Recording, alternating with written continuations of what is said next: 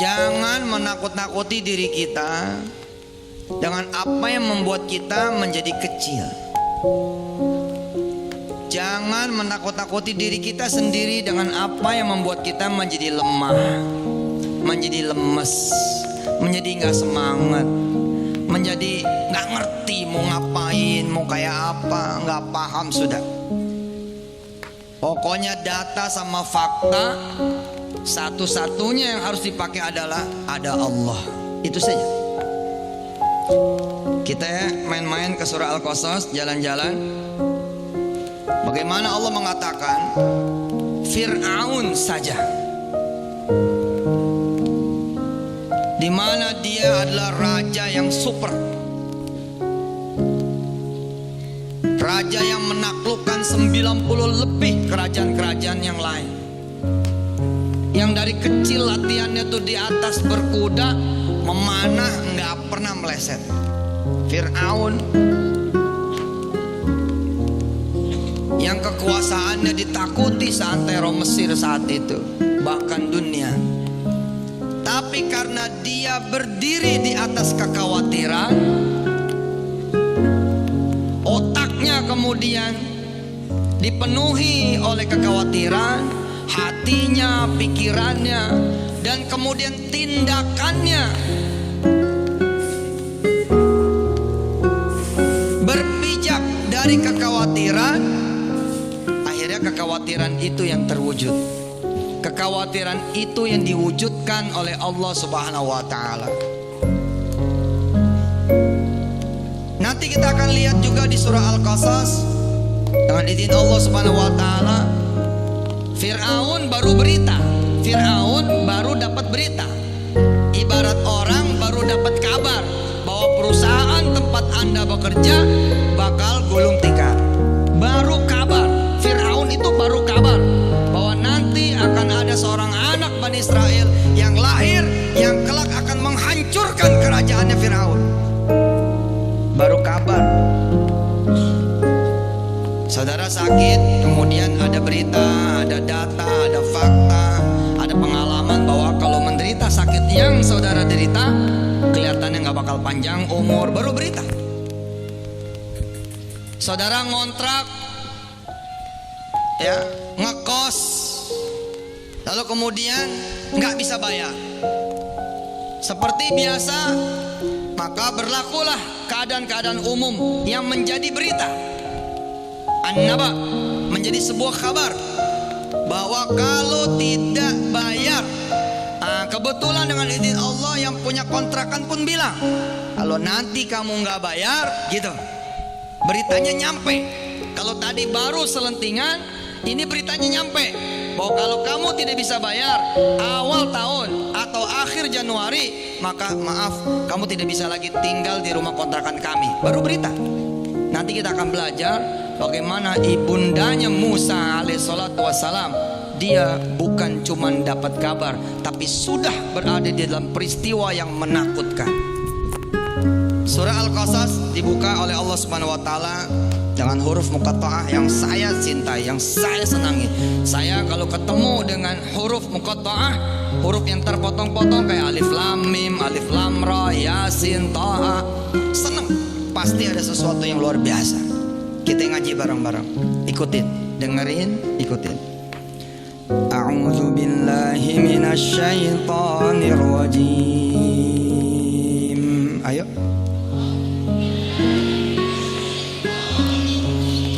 Suaranya. Bismillahirrahmanirrahim. Qasim mim.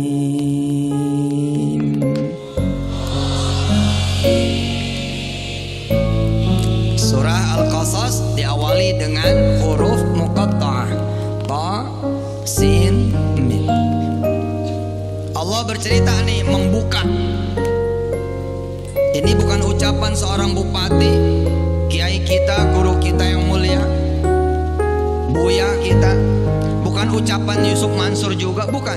Ini ucapan Rabbul Alamin ucapannya Allah Subhanahu wa taala yang menyaksikan semua zaman, yang melihat semua zaman, yang di tangannya semua sejarah masa lalu, hari ini dan yang akan datang. Allah lah yang kemudian menceritakan langsung kejadian ini kepada kita semua. Tilka ayatul kitabil mubin natlu alaika min naba'i Musa wa fir'auna bil haqq liqaumin yu'minun. Kata Allah apa? Siap-siap. Tasin min, siap-siap. Ini berita benar, ini berita betul. Kamu harus ambil pelajaran. Natslu alaika, yakni natslu alaika ya Yusuf. Gitu kalau ini ceritanya kepada saya. Natslu alaika ya Saiful, kalau ini ceritanya kepada Ustaz Saiful. Natslu alaika ya Didi, kepada Ustaz Didi Wadi Mubarak. Natslu alaika jami'an, kepada anda, alaikum jami'an. Kami akan menceritakan kepada kalian semua. Di sini memang Muhammad Allahumma shalli sallim barik alaihi wa ala ali. Tapi kira-kira kita mengatakan bahwa Allah sedang berbicara kepada kita, Allah sedang menceritakan kisah ini kepada kita. Min naba'i Musa wa fir'auna bil haqqi liqaumi yu'minun. Fir'aun dapat kabar bahwa nanti akan ada satu anak dari kalangan Bani Israel yang akan membunuh kamu. Begitu Bapak Bu, yang akan nanti menjatuhkan kamu, yang akan menggulingkan kamu, yang akan nanti meruntuhkan, menjatuhkan kekuasaan dan kerajaan kamu. Lalu kemudian Fir'aun berdiri di atas ketakutan itu, Fir'aun berdiri di atas kekhawatiran itu. Maka tindakannya, perbuatannya, langkahnya disusun berdasarkan ketakutan dan kekhawatiran. Ini yang Allah mau kabarkan kepada kita semua. Jangan ditiru. Berdirilah di atas keyakinan, berdirilah di atas harapan, berdirilah di atas sebuah iman bahwa ada Allah.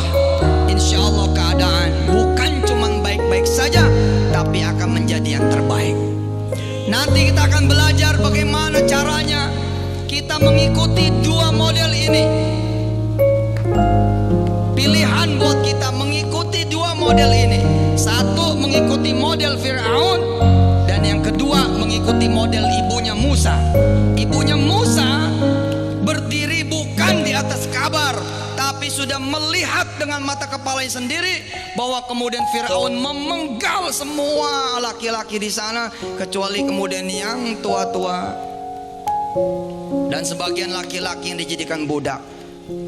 Ibunya Musa juga melihat bagaimana kemudian Fir'aun yang bekerja di atas kekhawatirannya. Oh, nanti akan lahir anak kecil dari kalangan Bani Israel yang nanti akan tumbuh menjadi musuhku. Baik, kekhawatiran itu diwujudkan. Langkahnya berdasarkan kekhawatiran. Apa diantaranya? Disebutkan di dalam ayat berikutnya. Inna fir'auna ala fil ardi wa ja'ala ahlaha syi'a yastad'ifu ta'ifatan minhum yuzabbihu abna'ahum wa yastahyi nisa'ahum innahu kana minal mufsidin. Oh, kalau gitu kata Fir'aun, nggak boleh ada anak kecil hidup. Gila kan? Karena dia khawatir anak kecil ini akan kemudian membuat dia menjadi jatuh, hancur. Akhirnya semua anak kecil dihajar sama dia, dihabisin sama dia. Kemudian mikir lagi, nanti akan ada anak kecil yang bakal lahir, perempuannya dihabisin juga. Oh, kalau begitu nanti kalau ketemu laki-lakinya dengan perempuannya, ketemu suami dengan istri, dia akan berhubungan badan, dan kemudian kalian suami, oh pisahin. Inilah langkah-langkah yang gak benar.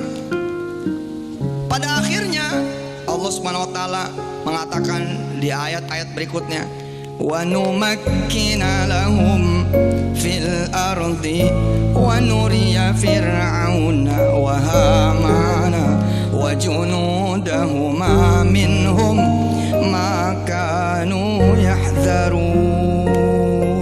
Jangan sampai kita kebanyakan khawatir, kebanyakan ketakutan karena data saya melihat, mendengar, lalu kemudian juga membaca broadcastan WhatsApp ya, di WhatsApp grup dan lain sebagainya, bahwa tahun depan tahun krisis,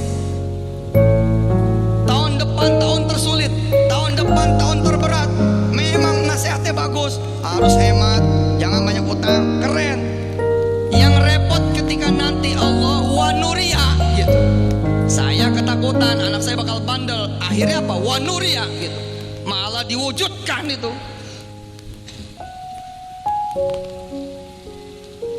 Jangan bertindak di atas ketakutan, kekhawatiran. Bapak ibu nih mendengar berita dan tahu bahwa kalau saya tidak bayar uang kontrakan akhir Januari, maka saya akan diusir. Langkah yang bapak ibu harus lakukan justru langkahnya ibunya Musa. Kita lihat ya, kita lihat. Wa auhayna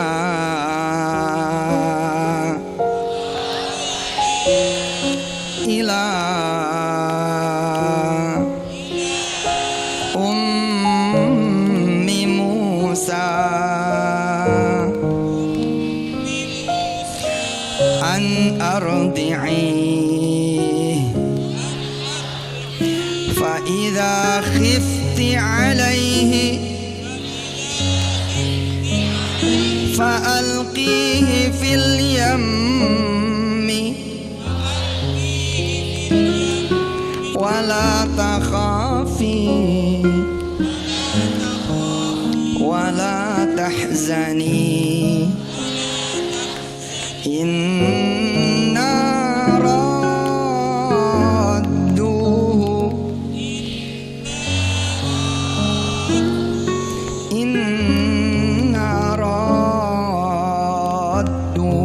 ilaiki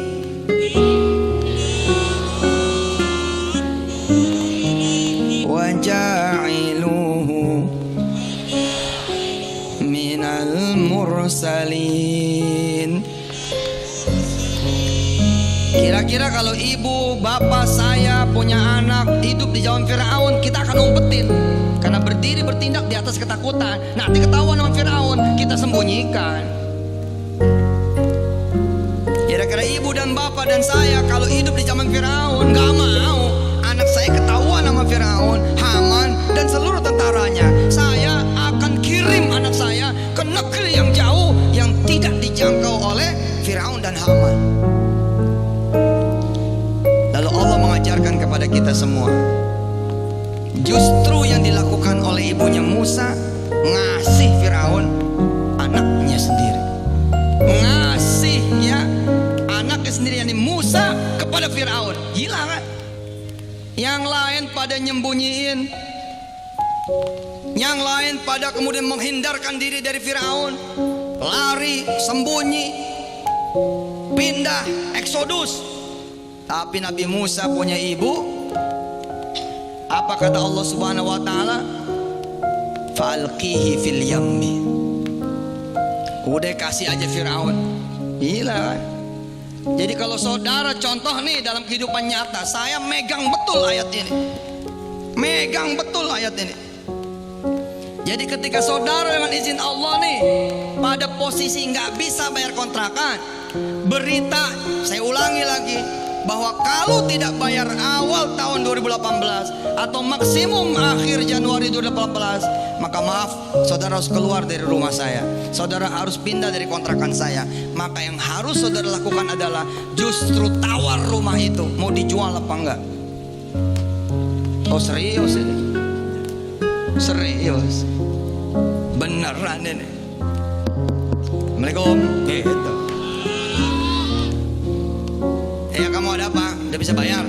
Oh gini bu, saya ada rencana mau beli rumah ibu. Beli rumah saya gimana? Oh, kamu aja belum bayar rumah kontrakan. Loh, makanya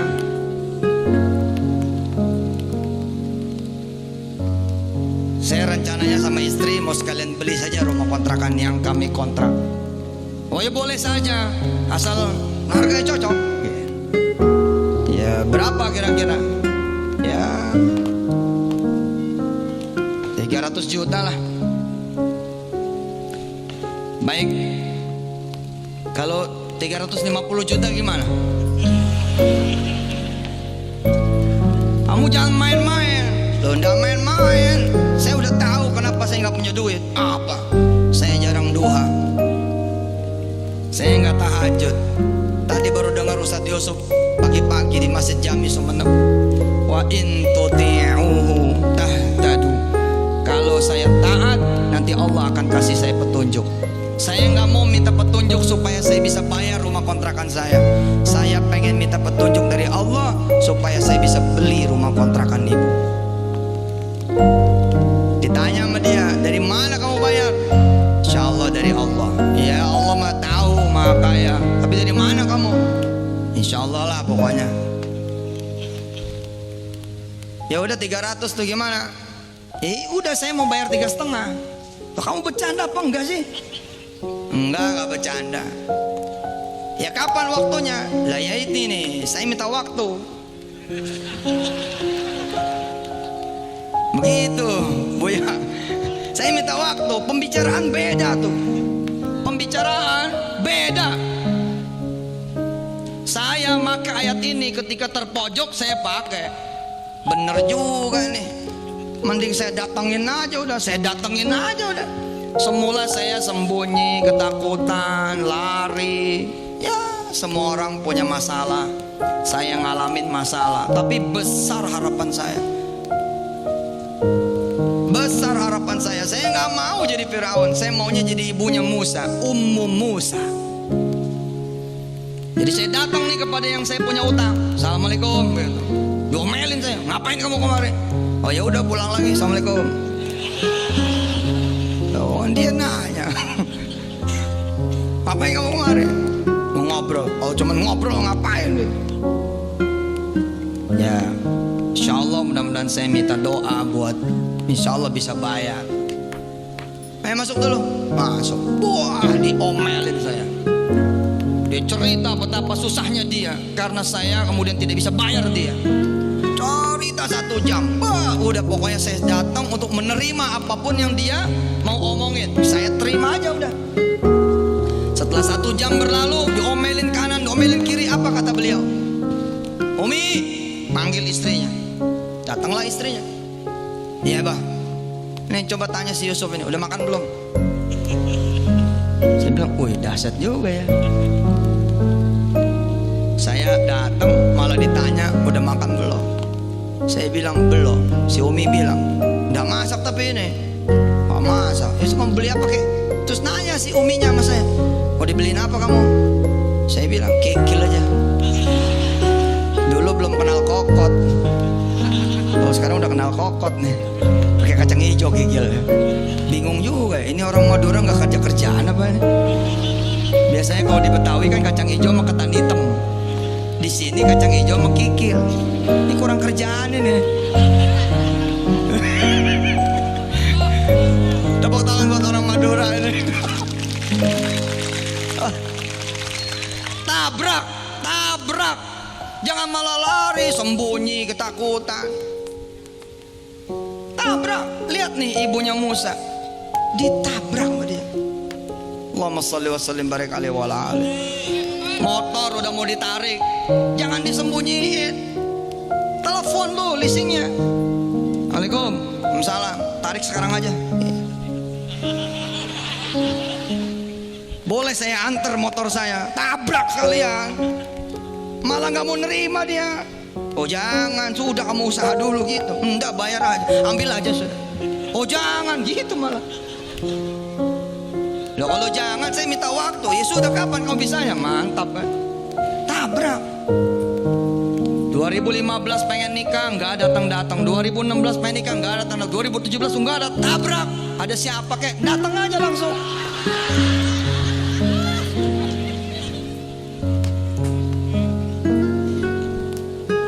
Pakai cara yang lain nabraknya. Langsung sewa gedung. Langsung cetak undangan. Kosongin dulu. Langsung bikin baju pengantin. Langsung umumkan tanggal. mesen penghulu ngadep sama KUA. Bismillahirrahmanirrahim, tolong Pak KUA kosongin waktu tanggal 31 Januari. Ngapain? Saya insya Allah menikah. Mana suami kamu? Gak tahu ini. Reuni nggak mau datang, kenapa? Oh nanti ditanya tuh kekhawatiran. Nanti saya malu, itu ketakutan. Untuk ngehajar itu gimana? Sampean panjenengan yang jadi ketua reuni, tabrak sekalian itu loh. Fa'alqihi fil yammi, tabrak sekalian. Emangnya situ doang yang belum menikah? Maka bikinlah reuni jomblo. Reuni para jomblo.